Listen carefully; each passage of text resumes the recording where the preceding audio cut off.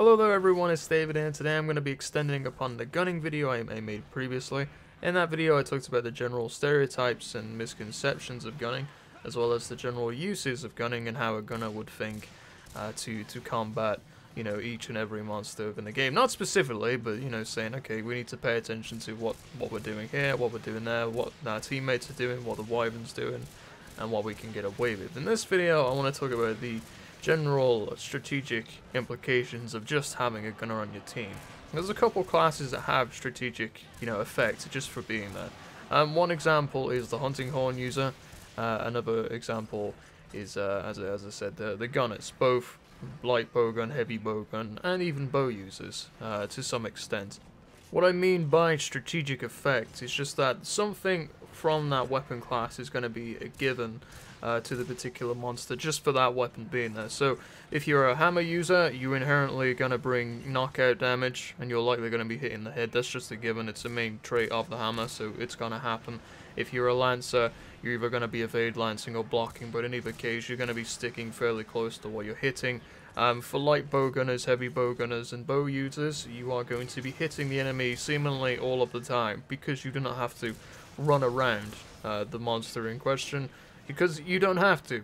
You're ranged. You obviously need to be close, you need to be within a decent distance to do as much damage as possible, but in most cases, every blade master sitting here watching this video, you will know that, okay, in your mind you may think, okay, I either need to go for the tail, I need to go for the wings, the claws, the face, and you have to physically move your character to get around and do damage to that given area, because it makes sense.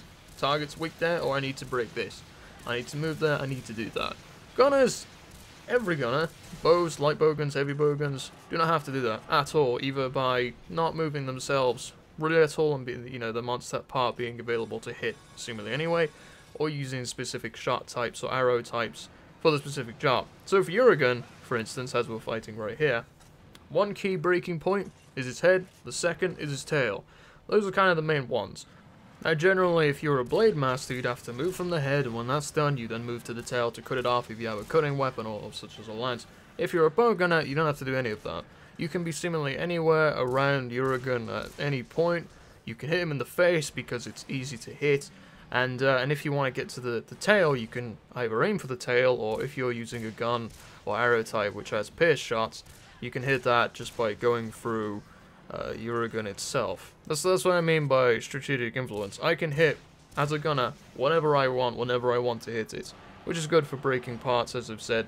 Also stun locking several parts, especially if you're using pierce ammo. So for example, if you're using a pierce set, which I use for my heavy bowgun weapon, my favorite one, which is Eclipse Gambit, I have stun locked several monsters seemingly on my own just because I am breaking the stun level of every body part at the same time, seemingly. So I'm going for the head, there's one, neck, there's another, chest or body, there's another, claw, leg, tail, like it just goes on, and this in a group setting is ridiculous. It is super easy to use. This is why you see the quick time or quick kill quest happening, and they involve several bowgunners because you lock people down and you just shoot the living shit out of whatever you're hitting, and you just keep breaking those points. Keep breaking those points, you stagger, stagger, stagger. That's what always happens. But as I said, in most scenarios, you're not going to get that happening. And when you play publicly, you're just not going to get it happening. Besides, it's a bit less fun. But still, that doesn't mean the gunner's job is any less important. Another strategic implication of a gunner just being there is one, they can hit any point at any time they want, as I've said. The second is that this goes without saying, since they do not have to move, as I've said, you do not have to reposition all that much in terms of, okay, I need to hit this. But because of that, you're doing constant damage, like all of the time. Like okay, I'm sitting here, your gun isn't targeting me at this point, I can hit him, don't have to move, don't have to get close, don't have to realistically do anything other than this guy in the background trying to burn me, but that's beside the point. The simple idea that I do not need to move any closer or further away around to hit what I want to hit goes without saying. It's just that constant stream of damage that comes in. You just aim, fire, no movement needed, no need to generally evade. And you think, okay, do I need to look out for tail whips? Do I need to look out for this? As a gunner, you generally need to look out for long range hits. So Euroguns is like its roll. Laggies is, well, Ivory Laggies in this case is like electric breath. Zinagor is you're worrying about him running up to you. Raflos, fire charge, well, charge and fireball, and and it goes on and on. These are the things you mainly need to take into consideration, but you'll likely know when those are going to happen just for the fact that the wyvern or monster in question is looking at you. But other than that, you're doing constant burst, all of the time. And because of that, you're going to be getting good kill times, as I've said, for you and your group. That's when you're playing solo or in a group setting. The third and final strategic influence that the gunner has is largely dependent on the shot types the gun has access to, or files the bow has access to, depending on which one you're using in this case. But the supportive files or supportive rounds that you can carry will also affect hunts in the future, as I said, depending on which you have available to you. So, Plesioff Trencher, the light bow gun I have in this video, has access to Para S level 1. It also has access to Para S level 2, I believe, but I cannot rapid fire that, so I haven't used it.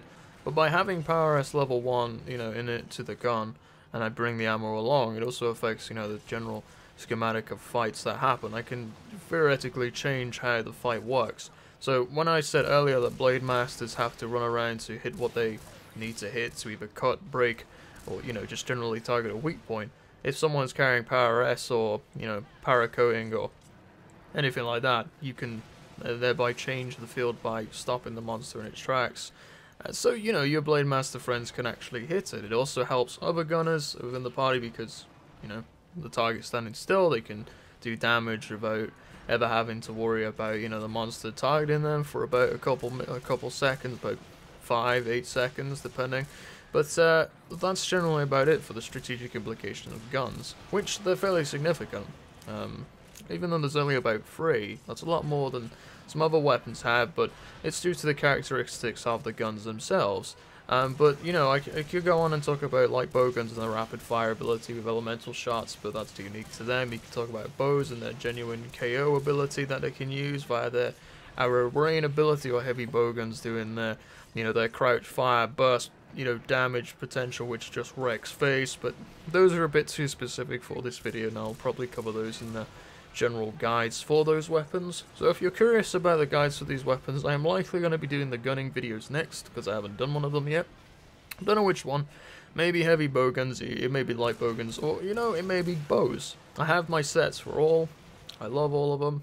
I've got used to all of them. I know how they all work, and that's generally about it, really. So as far as that goes, guys, that's about it. If you have a preference for one over the other, then let me know in the comment section. That'll help me decide which video I want to do first. It really doesn't matter, but anyway, that's it for, as I said, the general discussion about that. If you want to hear other general discussions about the strategic influence of other weapons within the game, feel free to leave a comment, and I can get around to doing that if you wish. The reason I did guns separately is because, as I said, you don't see many gunners online, like you don't see many hunting horn users. That may be a good idea to do a hunting horn video, actually. But as I said, anyway, guys, that's it. I'm done for this. So hopefully you enjoyed this video, and have a great day. Thank you for watching.